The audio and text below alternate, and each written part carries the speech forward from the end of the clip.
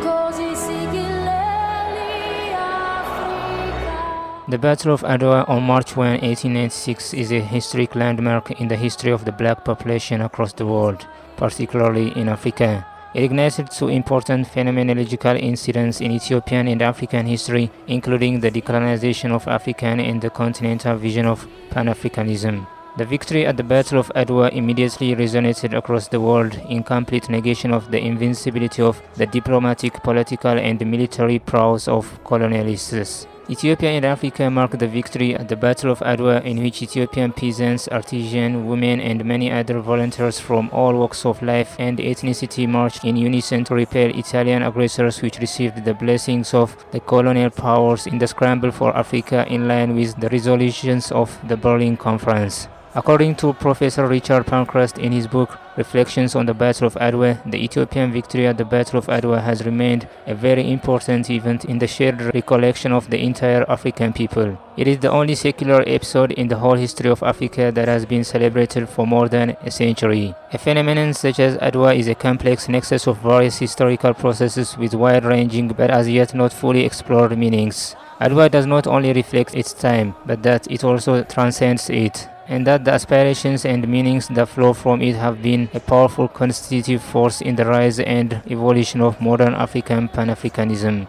Indeed, it is an event that awakened the hope for emancipation and the struggle against colonialism and racism among Africans in the colonies and in the diaspora. Black people across the globe celebrate one historical asset that occurred 128 years ago in a small town in northern Ethiopia, Adwa.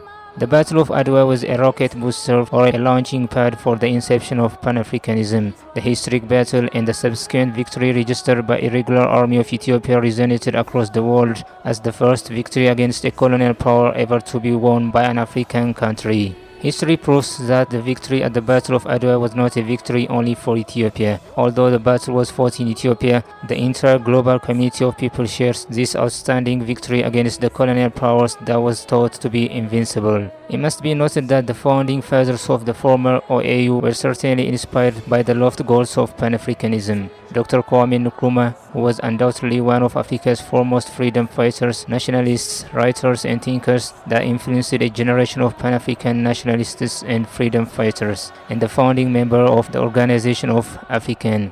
He foretold that it is clear that we must find an African solution to our problems, and that this can only be found in African unity. Divided, we are weak. United, Africa could become one of the greatest forces for good in the world.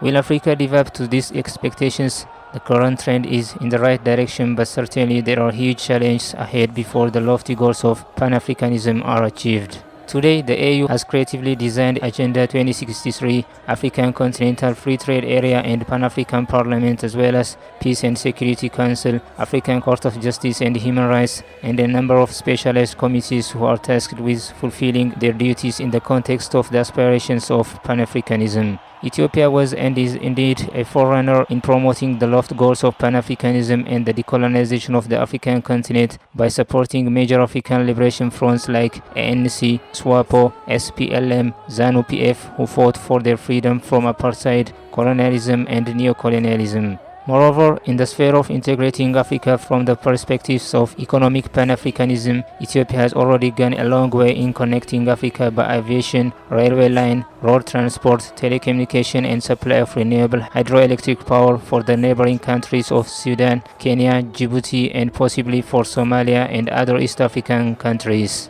The aspirations of the victory at the Battle of Adwa needs to be implanted in the African youth, who are expected to continue to light up the torch of Pan-Africanism. The spirit of Adwa will certainly continue to reverberate in the current Pan-Africanist battle against abject poverty, climate change, unemployment, promotion of peace and security, food insecurity, inflation, and the growing level of debt and debt servicing. In his last year message on his Twitter account, Prime Minister Abiy wrote, "Reinvigorating and recalibrating Pan-Africanism requires us to disrupt the status quo and leap in the future. Potentials need to change into products. Our mind needs to transform our lands. We need to create a clean and green environment. Pan-Africanism should flourish as an idea of cooperative integration, global competitiveness, and peaceful coexistence." Victory at the Battle of Adwa is indeed symbolic of how poor peasants defeated a colonial army equipped to the teeth only because they were united in purpose, goal to ensure their freedom and territorial integrity. The lesson from Adwa was loud and clear. United Africans can overcome any challenge as long as they are united.